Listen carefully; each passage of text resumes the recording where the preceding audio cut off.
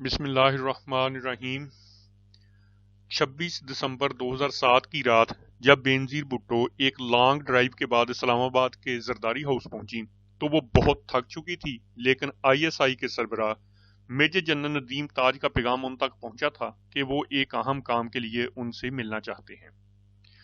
سابق وزیر اعظم بینظیر بھٹو نے فیصلہ کیا کہ وہ 2 گھنٹے سوئیں گی اور رات گئے ندیم تاج سے ملاقات کریں گی۔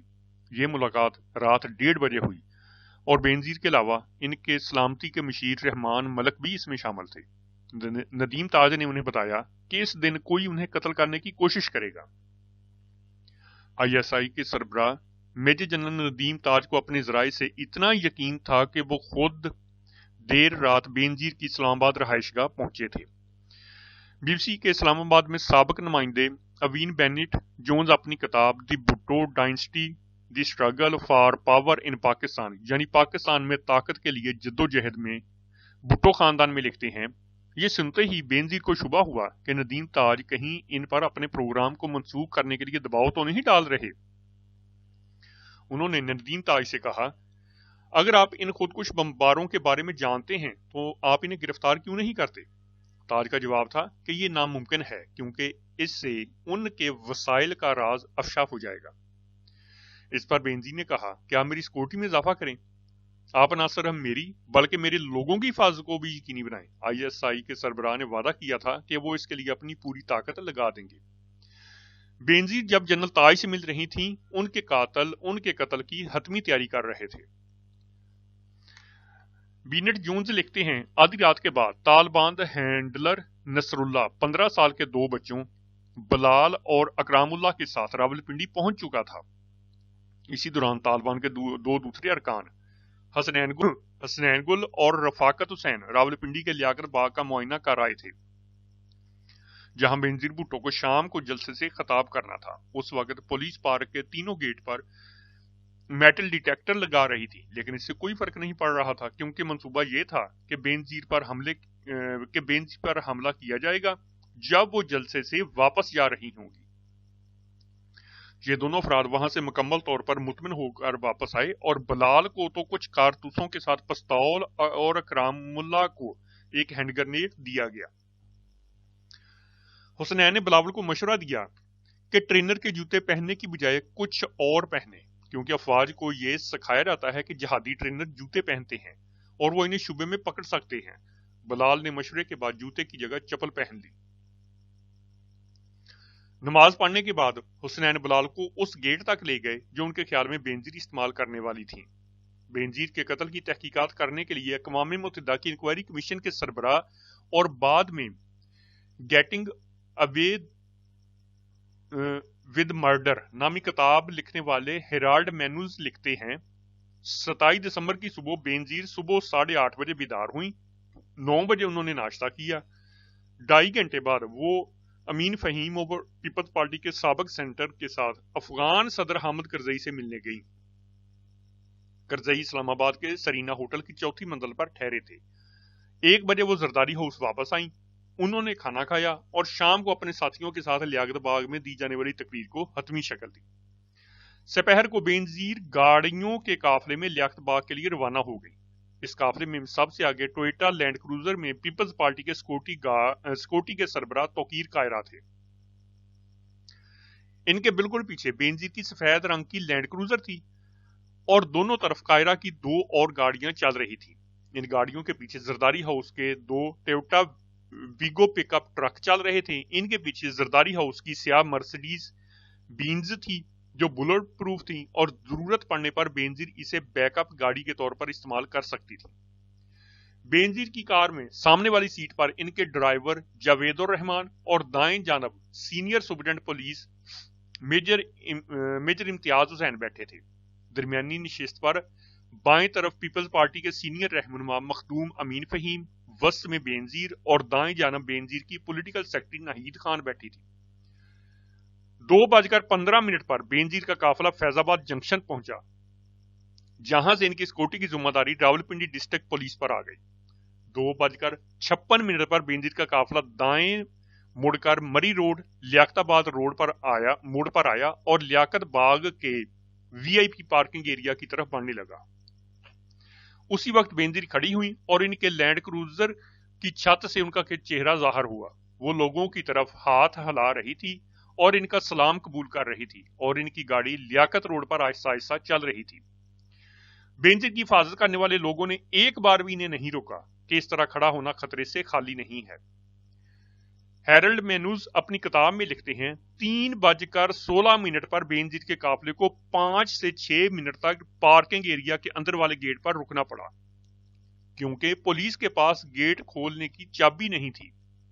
इस दौरान बेनजीर मुकम्मल तौर पर गैर महफूज अपनी गाड़ी पर खड़ी रही और इनका चेहरा एस्केप हैच के बाहर नजर आता रहा। इसके बाद बेनजीर ने तकरीबन 10,000 लोगों के सामने आधे घंटे तक तकरीर की।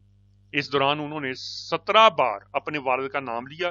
तकरीर खत्म होते ही पूरा इलाका बेनजीर जिंदाबाद और बेनजीर वजीर आजम के नारों से गूंज उठा। तकरीर के बाद बेनजीर अपनी गाड़ी में बैठ गई। इनकी कार काफी देर तक रुकी रही क्योंकि इनके हामियों ने उसे चारों तरफ से घेर लिया था। भीड़ को देखकर बेनजीर खड़ी हो गई और इनके इमरजेंसी हैच से उनके सर और कंधे नजर आने लगे। इस वक्त 5:10 हुए थे। ओवन बेंट जोन्स लिखते हैं, सुबह से इंतजार करने वाले बलाल को महसूस हुआ कि उसका वक्त आ गया है। वो पहले बेनजीर की गाड़ी के सामने गया और फिर इसके बगल में पहुंचा जहां कम लोग थे। उसने अपनी पिस्तौल निकाली और बेनजीर के सर का निशाना लिया। एक सिक्योरिटी गार्ड ने बलाल को रोकने की कोशिश की, क्योंकि वो थोड़ी दूरी पर था, लिहाजा वो सिर्फ इसके बाजू को छू सका था। बलाल ने 1 सेकंड से भी कम वक्त में 3 फायर किए। तीसरी गोली के चलते ही बेनजीर स्केप हैच के नीचे पत्थर की तरह अपनी गाड़ी की सीट पर गिर पड़ी। यूं ही वो नीचे गिरी, बलाल ने खुद कुछ बम भी फोड़ दिया। जबकि हेराल्ड मेनूज लिखते हैं, नाहिद खान जो बेनजीर के दाएं तरफ बैठी थी, उन्होंने मुझे बताया कि जैसे ही उन्होंने 3 गोलियों की आवाज सुनी, बेनजीर नीचे गिरी और इनके सर का दाएं हिस्सा इनकी गोद में गिरा। उनके सर और कान से तेजी से खून बह रहा था और इनके खून से मेरे सारे कपड़े तर हो गए। मखदूम अमीन फहीम जो बेनजीर के बाएं तरफ बैठे थे, उन्होंने बताया कि जब बेनजीर गिरी तो इनके जिस्म में जिंदगी की कोई अलामत नहीं थी। उनकी गाड़ी में किसी और को कोई शदीद चोट नहीं आई। वहां एक भी एम्बुलेंस दस्तयाब नहीं थी। बम धमाके की वजह से बेनजीर की कार के चारों टायर फट गए थे। ड्राइवर कार लोहे के रिम पर चलाते हुए उसे रावलपिंडी जनरल अस्पताल की तरफ ले गया। लियाकत रोड पर 300 मीटर चलने के बाद उसने इसी हालत में कार को बाएं तरफ मोड़ दिया। कार इसी हालत में कुछ किलोमीटर तक चलती रही। एक जगह जब लैंड क्रूजर ने यू टर्न लेना चाहा तो वो रुक गई और आगे नहीं बढ़ सकी। जायवकुआ पर मौजूद 2 कमांडो गाड़ियों ने बेनजीर की गाड़ी के पीछे चलने की कोशिश की, लेकिन वो आगे की लाशों और जख्मी अफराद की वजह से आगे नहीं बढ़ सके। नाहिद खान ने ओवन बेनेट जोन्स को बताया, हमारे सामने बेनजीर को टैक्सी में अस्पताल ले जाने के अलावा कोई चारा नहीं था। पुलिस को कुछ नहीं पता नहीं था। हम टैक्सी का इंतजार कर रहे थे कि 2 या 3 मिनट में एक जीप आकर रुकी। हम बेनजीर को इस जीप में अस्पताल ले गए। वो जीप बेनजीर की तर्जमान शीरी रहमान की थी। रिकॉर्ड से पता चलता है कि वो सब हमले के 34 मिनट बाद अस्पताल पहुंचे। अस्पताल पहुंचने के फौरन बाद बेनजीर को स्ट्रेचर पर पार्किंग एरिया के अंदर ले जाया गया। इनकी ना तो नब्ज चल रही थी और ना ही वो सांस ले रही थी। उनकी आंखों की पुतलियां एक जगह ठहरी थी और टार्च की रोशनी से भी इनमें कोई हरकत नहीं थी। उनके सर से मुसलसल खून निकल रहा था और वहां से एक सफेद मादा निकल आया था। मौत के मुकम्मल शवाहद के बावजूद डॉक्टर सईदा यास्मीन ने उन्हें बचाने की पूरी कोशिश की। थोड़ी ही देर में डॉक्टर औरंगजेब खान भी उनकी मदद को पहुंचे। 1 मिनट के अंदर उनके गले में एक ट्यूब डाल दी गई। 5:50 पर अस्पताल के सीनियर फिजिशियन प्रोफेसर मुसद्दक खान ने वहां पहुंचकर चार्ज ले लिया। बेनजीर की नाक और कान से खून बह रहा था। हमले के 50 मिनट बाद 6 बजने से कुछ मिनट पहले डॉक्टर इन्हें ऑपरेशन थिएटर ले गए। प्रोफेसर मुसद्दक खान ने उनका सीना चाक किया। उनके दिल की अपने हाथों से मालिश करने लगे, लेकिन उनमें कोई हरकत नहीं हुई। 6:16 पर बेनजीर को मुर्दा करार दे दिया गया। सारे मर्दों को ऑपरेशन थिएटर से बाहर जाने के लिए कहा गया। डॉक्टर कुदसिया अंजम कुरैशी और नर्सों ने उनके जिस्म को साफ किया और सर की चोट पर पट्टी लगाई। उनके खून से भीगे हुए कपड़े उतार दिए गए और इन्हें अस्पताल के कपड़े पहना दिए गए। डॉक्टरों ने बताया कि जब बेनजीर अस्पताल पहुंची तो उनके जिस्म पर कोई दुपट्टा नहीं था। अभी तक ये मालूम नहीं हो सका कि आखिर दुपट्टा कहां गया। उनके डेथ सर्टिफिकेट नंबर 20/28/77 में मौत की वजह के कॉलम में लिखा गया कि पोस्टमार्टम के बाद इल्म होगा। डॉक्टर मुसद्दक खान ने पुलिस चीफ सऊद अजीज से 3 बार पोस्टमार्टम की इजाजत तलब की, लेकिन उन्होंने 3 बार इसकी इजाजत नहीं दी। बाद में उन्होंने ये कहते हुए फैसले का दिफा किया कि इन्हें बेनजीर के अहले खाना से इजाजत नहीं मिली है। जब अस्पताल के बाहर बेनजीर के मौत का ऐलान किया गया तो वहां खड़े हजूम के मुंह से एक आह निकली। वो हैरान और गमजदा भी थे कि एक और भुट्टो ने पुरतशद्दद मौत को गले लगा लिया। बेनजीर के वालिद जुल्फकार अली भुट्टो को फौजी हुकूमत ने फांसी दे दी थी। उनके एक भाई शाहनवाज जहर की वजह से मौत हुई और दूसरे भाई मुर्तजा की मौत तो गोली लगने की वजह से हुई। रात 10:35 पर बेनजीर की नाश को लकड़ी के ताबूत में रखकर करीबी चकलाला एयरबेस ले जाया गया। 28 दिसंबर की रात 1 बजे उनकी मैयत उनके शौहर आसफ अली जरदारी के हवाले कर दी गई, जो चंद मिनट कबल दुबई से वहां पहुंचे थे। जब जरदारी पाकिस्तान पहुंचे तो उनसे भी बेनजीर की लाश का पोस्टमार्टम करने की इजाजत तलब की गई, लेकिन उन्होंने इसकी इजाजत नहीं दी। 28 दिसंबर 2007 को लाड़काना में गड़ी खुदाबख्श में बेनजीर भुट्टो को सुपुर्द खाक कर दिया गया। पाकिस्तान वापस आने से पहले वो अमेरिका के शहर कोलोराडो में एस्पिन जा रही थी। त्यारे में अमरीकी सफीर ज़ल्मे खलीलजाद और इनकी अहलिया भी उनके हमरा थे।